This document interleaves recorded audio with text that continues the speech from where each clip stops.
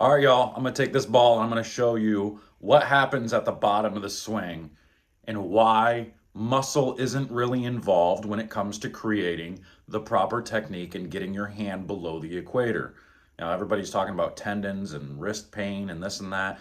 Simple fact, if you're having pains and stuff, most times it's going to be because your ball does not fit you properly, because you have to squeeze and you have to do uncomfortable things to be able to even hold on to the ball. Get your ball to fit you properly and you won't have an issue. If you have tendon issues, wrist problems and stuff like that, your ball doesn't fit you most cases. Some people just have some genetic disease or something going on, deteriorating bones or whatever it may be, sure. But most people, it's because your ball just doesn't fit you. So now let me show you what you actually do and what your hand does at the bottom of the swing for that fraction of a second that can make it easier for you to understand how to do this technique.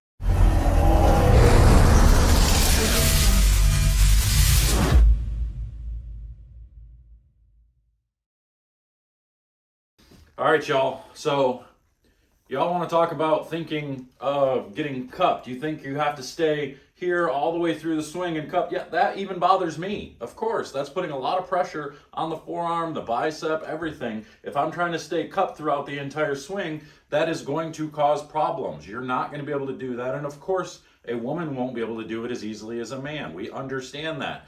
That's not the technique that you need. Your hand should just be firm in a normal release position right here, just like this. When we get to the bottom of the swing, we actually get lower. The elbow bend comes into play, which allows us to get up underneath it. So basically, the weight of the ball is taken away when you do it correctly at the bottom of the swing. When the ball gets at the top of the swing, as soon as you're coming down, that's when you're lowering and your hand is then going underneath it. So the weight of the ball is going forward and down.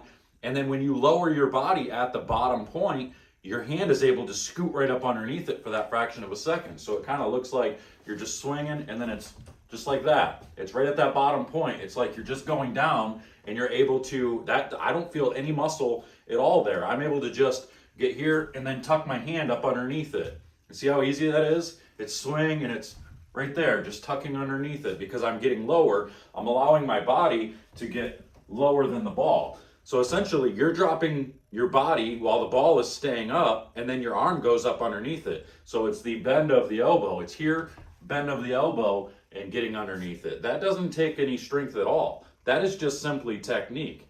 Now, when you're here, and when you're trying to throw your shoulder into it and you're not getting lower, so people are just staying tall or bending over at the waist this way and they're trying to throw it, of course it's going to take a ton of wrist strength to be able to get up underneath when you're bent over like this, because that's what happens. That's causing the momentum of the ball to shoot forward instead of your body getting lower. You're just jerking everything through, and oh yeah, that hurts. Even when I do that, if I'm swinging and then trying to jerk it through with my shoulder, yeah, that's muscle in the forearm and the wrist and everything else.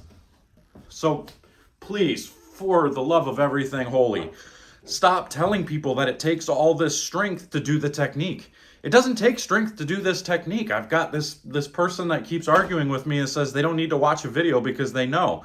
You obviously don't, and I don't want people talking about how it takes all this strength and everything, because that is such a toxic thing to teach people. If they see that, they're just going to think, oh, well, I guess I can't hook the ball. I can't do these things. I can't do this. I can't do that. My hands are too small. I don't have a strong enough wrist and all of this different stuff, when that's just not the case. And everybody wants to talk about the size of the hands. Again, that doesn't matter because you're using the weight. You're using momentum to get your hand underneath. It's about the position. It's not the size. It's not any of that stuff. Would a bigger hand make it a little easier? Sure, maybe a little bit easier, but it doesn't mean you can't do it. Again, it's not a strength thing. So please, for the love of everything holy, stop telling everybody that it's a strength problem. It is not a strength problem. Does it take some strength? Sure, but it's not more strength than any woman has. Again, I don't know a single woman.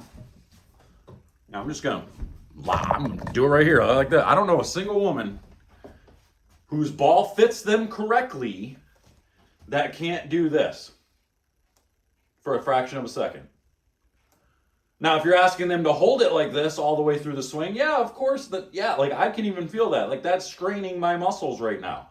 But to just go like that for a second, that's nothing. Any woman in the world can do that unless you've got some major problem with your hands. So please stop telling people that this is a strength problem. Okay, I'm out of here. Have fun, y'all.